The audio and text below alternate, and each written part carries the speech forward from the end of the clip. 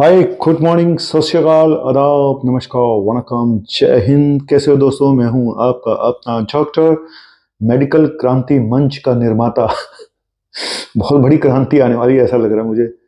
चलिए, आज का टॉपिक तो एंजियोप्लास्टी से रिलेटेड है। और पहले बताऊंगा एंजियोप्लास्टी होती क्या है और किसको करानी चाहिए, किसको नहीं करानी चाहिए, और कॉम्प्लिकेशन क्या है। ये बड़े लोग पूछते हैं कि सर इसकी कॉम्प्लिकेशन क्या है। और सर, आपने तो एक वीडियो बनाया था जिसमें आप बोल रहे थे कि मतलब वो पूछते हैं कि इसकी कोई गारंटी क्या है।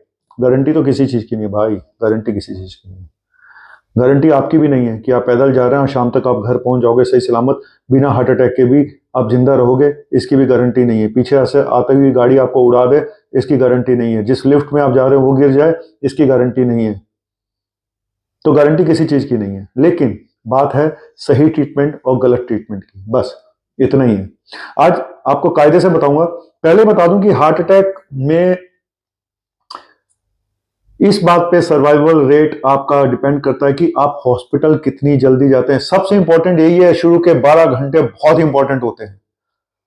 अगर शुरू के 3-4 घंटे में आपका इलाज हो जाए, आपकी नाड़ियां जो बंद हुई जिसकी वजह से अटैक हुआ, अगर वो टाइम पे खोल दी जाए, तो भाई साहब आप जो मसल डैमेज होता है उससे बच सकते हैं। क्योंकि ये जो ब्लॉकेज होती है, हार्ट अटैक होता है, उसके बाद मसल डैमेज होती है। मसल डैमेज होने के बाद मसल इतनी वीक हो जाती है कि हार्ट फेलियर, एरिथमिया सब कुछ होना शुरू हो जाता है। तो फ्यूचर आपका इस बात पर डिपेंड करता है कि आप कितना जल्दी हॉस्पिटल में जाते हैं। तो शुरू के 3-4 घंटे में जो जाएगा वो बहुत बेनिफिशियल, अगर उसकी खुल जाती है। 7-8 घंटे में अगर आपकी खुलती हैं तो उतना फायदा शायद ना हो, लेकिन फिर भी आप बच गए। लेकिन 12 घंटे के बाद एक ऐसा डैमेज हो जाता है आपकी हार्ट की मसल का जो रिवाइव नहीं किया जा सकता। बहुत कम चांसेस होते हैं उसके रिवाइवल के। तो इसीलिए कोशिश करें जल्द से जल्द डायग्नोस हो, जल्द से जल्द हॉस्पिटल में पहुंचे, जल्द से जल्द इसका इलाज हो। ये तो है बात हार्ट अटैक की, ठीक है। और हार्ट अटैक जब होता है या इस तरह की प्रॉब्लम होती है, और ये भी बता दूं कि महिलाओं में एज थोड़ी ज्यादा है हार्ट अटैक की भारत में, और पुरुषों में जरा जल्दी होता है। लेकिन हार्ट अटैक के बाद डेथ रेट महिलाओं में ज्यादा है, क्योंकि वो ओल्ड एज में ज्यादा होता है तो नेचुरली, और उनमें आर्टरीज भी थोड़ी छोटी होती हैं लेडीज में, तो इसलिए लेडीज में हार्ट अटैक के बाद रिस्क ज्यादा होता है, ठीक है, महिलाओं में। और महिलाओं में कई बार सिम्टम, टिपिकल सिम्टम नहीं होते। पेट में गैस बन रही थी जी तो ऐसा हो गया, घबराहट हो रही थी, तो महिलाओं में थोड़ा मुश्किल होता है इसको हैंडल कर पाना आम एक डॉक्टर के लिए। चलिए अब बताता हूं कि आपको एंजियोप्लास्टी होती क्या है। जब आपकी ब्लॉकेज होती है तो एक आपकी पहले एंजियोग्राफी की जाती है, वहां से पता लगाया जाता है आपके एक जो मेन आर्टरी होती है, चाहे उसमें से आप वो डालें तार, या बाजू इसकी नाड़ी में से डालें ब्लड वेसल में, और वहां से तार डाल के और उसके थ्रू एक डाई डाली जाती है एक, और फोटो खींच ली जाती है, पता चल जाता है ब्लॉकेज हो गई।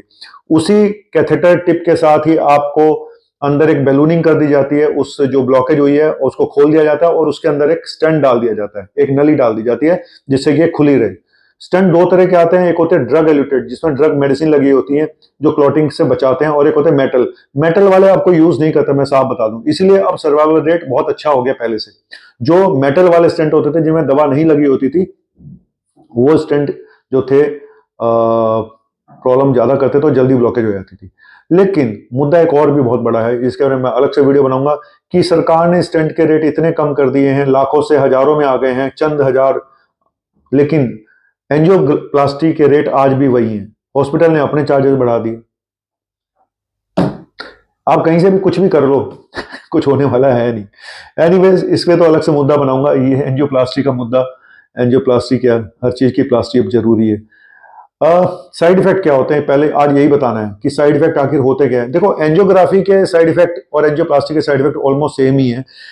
जब आप एक अंदर जाएंगे, खून की नाड़ी में तार डालेंगे, तो ब्लीडिंग होने का खतरा रहता है, कहीं से ब्लीड ना हो जाए, नंबर एक।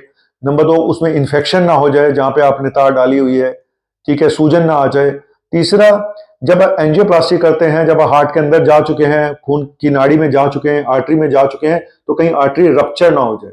अगर कोई नौसिखिया होगा जिसको ज्यादा स्किल नहीं है तो वो रप्चर भी हो सकती है। हालांकि बड़े बड़े सर्जन से भी, ये जो कार्डियोलॉजिस्ट हैं उनसे भी ये चांसेस होते हैं, पर एक साइड इफेक्ट है कि आपकी नाड़ी रप्चर भी हो सकती है, या उसके दौरान अटैक भी हो सकता है।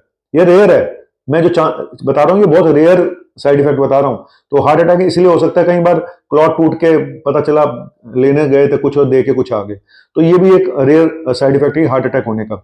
दूसरा, कोई ब्लड क्लॉट वहां से बन के जब आप प्रोसीजर कर रहे हैं वहां से ब्लड का थक्का टूट के ब्रेन में ना चल जाए, जिसको बोलते हैं स्ट्रोक या सीवीए। ठीक है, ऐसा भी हो सकता है। किडनी की प्रॉब्लम आ सकती है, जिनकी किडनी वीक है, इसीलिए पहले यूरिया क्रिएटिनिन करा के देखा जाता है। और स्पेशली डायबिटिक पेशेंट में जहां पे ऑलरेडी नेफ्रोपैथी होती है, वहां पे कई बार एंजियोप्लास्टी के बाद यूरिया क्रिएटिनिन बढ़ जाता है, किडनी की प्रॉब्लम बढ़ जाती है, तो बहुत सावधान रहना पड़ता है।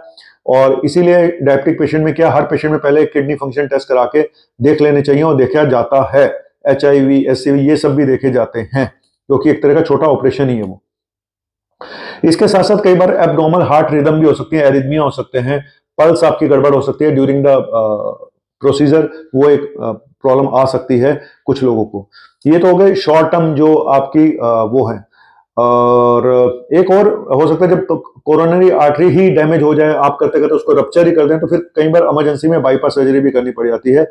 और लॉन्ग टर्म में साइड इफेक्ट एक ही है कि दोबारा से ब्लॉकेज ना हो जाए, ये सबसे बड़ा एक डर रहता है ना, कि दोबारा से ब्लॉकेज हो गई। और उसका खतरा शुरू के 6 महीने में ज्यादा होता है दोबारा से ब्लॉकेज होने का।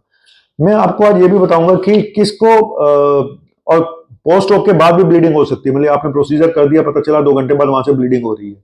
ठीक है, तो ये है। और किसको करानी नहीं चाहिए, किसमें बाईपास होनी चाहिए, किसमें किन पेशेंट्स को नहीं करनी होती है एंजियोप्लास्टी, जहां पे ब्लॉकेज है लेकिन एंजियोप्लास्टी यानी स्टंट नहीं डालना है। एक तो वो जो मेन आर्टरी है, सबसे मेन आर्टरी में अगर ब्लॉकेज हो जाए, वहां पे बाईपास सर्जरी होती है। मेन आर्टरी में से शाखाएं निकलती हैं, ये समझ लीजिएगा मेन आर्टरी और ये शाखाएं हैं 3.5 आर्टरी। अगर इसमें ब्लॉकेज हो गई इस पूरी बाजू में, तो इसमें कोई एंजियोप्लास्टी, इतना बड़ा स्टंट नहीं डाला जा सकता, इसमें सिर्फ आपको बाईपास सर्जरी ही होगी।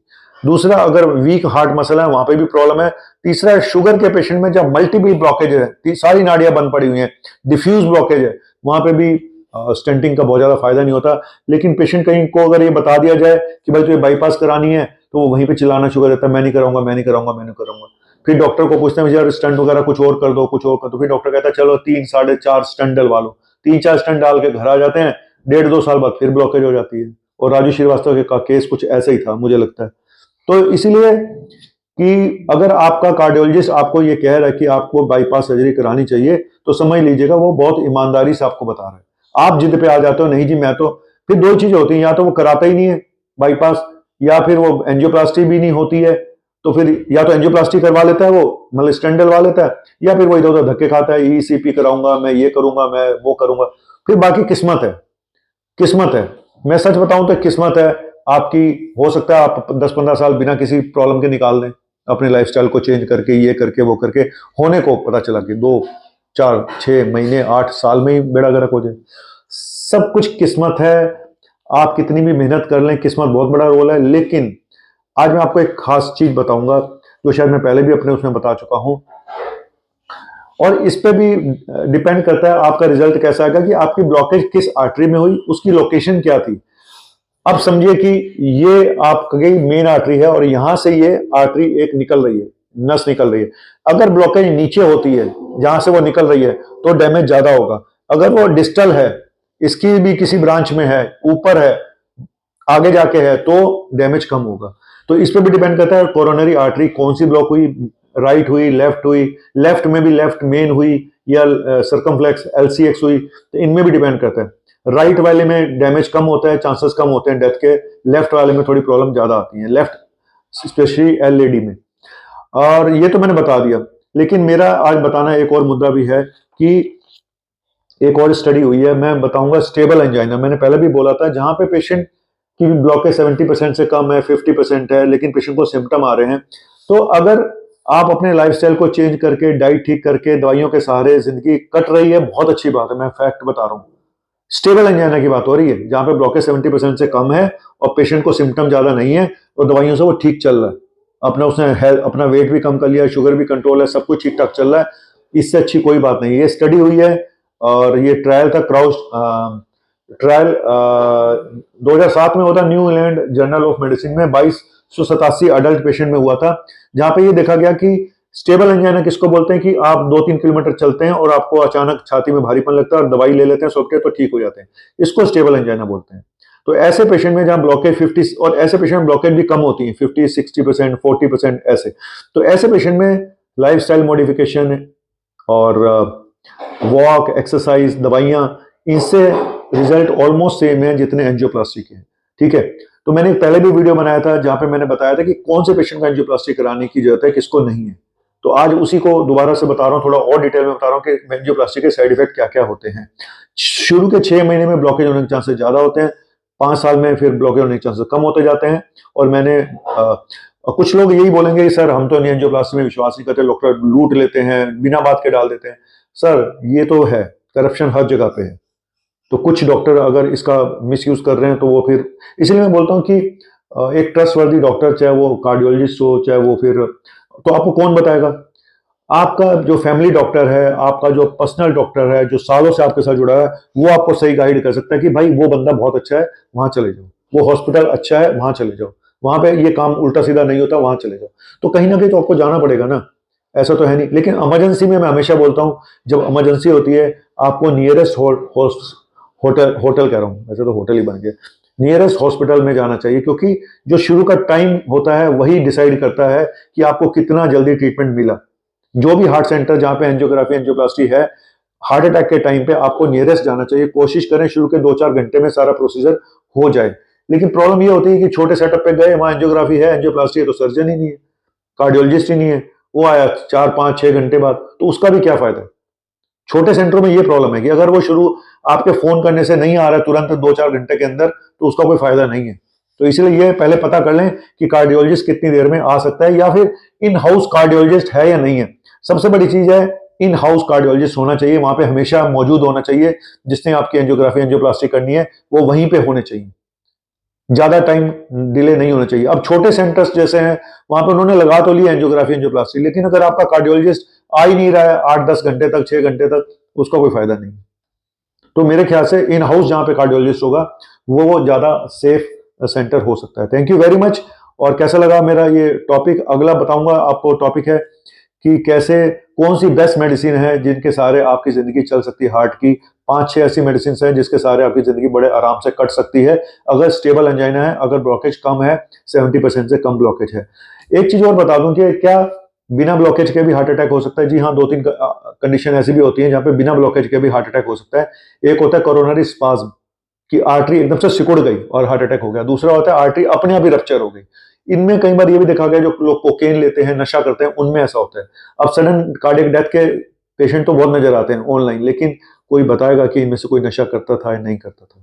पता नहीं होता। किसी की फैमिली हिस्ट्री का, किसी की पर्सनल हिस्ट्री का हमें पता नहीं होता। हम सब ये मान लेते हैं हार्ट अटैक हुआ, हार्ट अटैक हुआ, हार्ट अटैक हुआ, और फिर दोष देते हैं हम सब।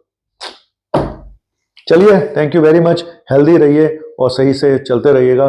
जिंदगी, हेल्थ है तो सब कुछ है, नहीं तो कुछ भी नहीं है। ठीक है, और इस मोह माया के जाल से जितना जल्दी निकल लोगे, इसीलिए गाना गाता हूं, हार्ट अटैक से बचना है तो ये गाना आपकी मदद करेगा। क्या फिलॉसफी है मेरी जिंदगी की। थोड़ा है थोड़े की जरूरत है, जिंदगी फिर भी यहाँ खूबसूरत है। थोड़ा, जी हाँ, थोड़ा है, थोड़े की जरूरत है। इंसान पैसे के पीछे भागा जा रहा है। वो कितना भी कमा लो, उसको सुकून नहीं है, बस उस अंधी दौड़ में शामिल है, और कब वो टपक जाता है उसको पता भी नहीं चलता।